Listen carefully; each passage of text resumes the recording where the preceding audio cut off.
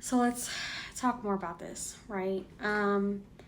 So I did not have common symptoms of Takayasu. I saw somebody say it's like TAK for short, like talk. I'm just gonna try and call it by its whole name so that way I don't mess it up.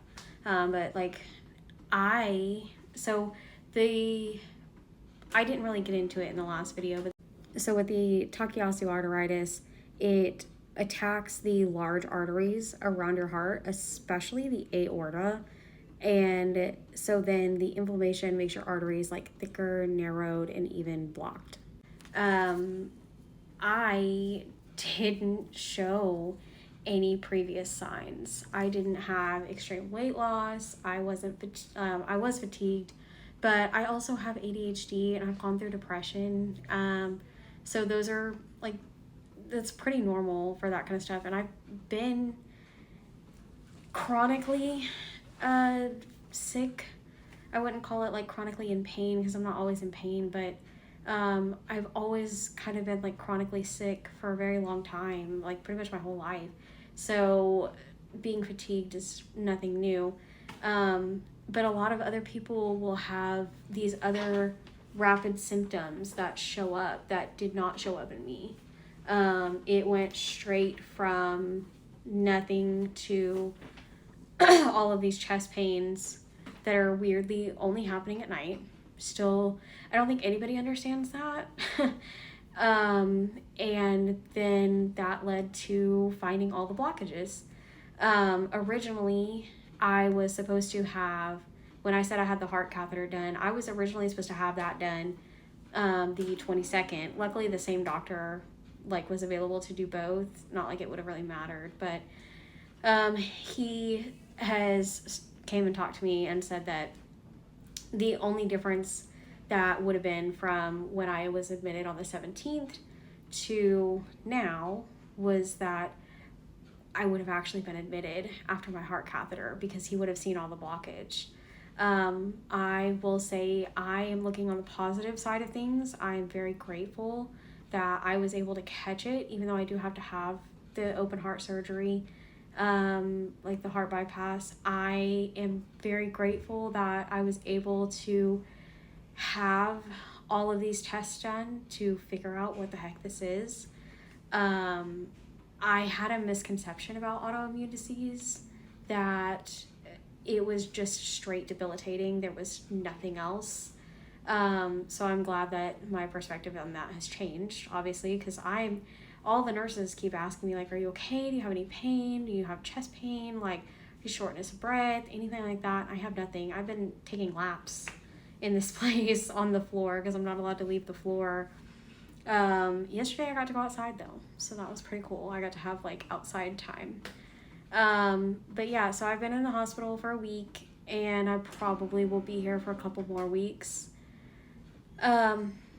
So, let's talk about it. Let's try and figure out how to help people figure it out first. If you have any questions, leave them below and we can kind of dig into this together. I don't want to dig too far at this immediate moment because with the fact that I'm going to have these two other procedures, I'm really trying to stay like positive and trying to make sure that I don't have a bunch of things going in my head whenever I go into surgery, because it's already enough to know that I'm going into a open heart surgery, let alone trying to have like negative thoughts. Like when I had looked it up, like one of the first little recommended Google searches was the life expectancy. I'm not looking into that because I'm 27, so I've lived quite a long time. But so yeah, let's have an open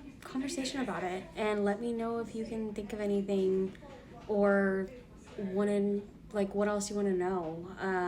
I can't really think of anything else that would be helpful at this immediate moment. The reason I'm having surgery, let's talk about that.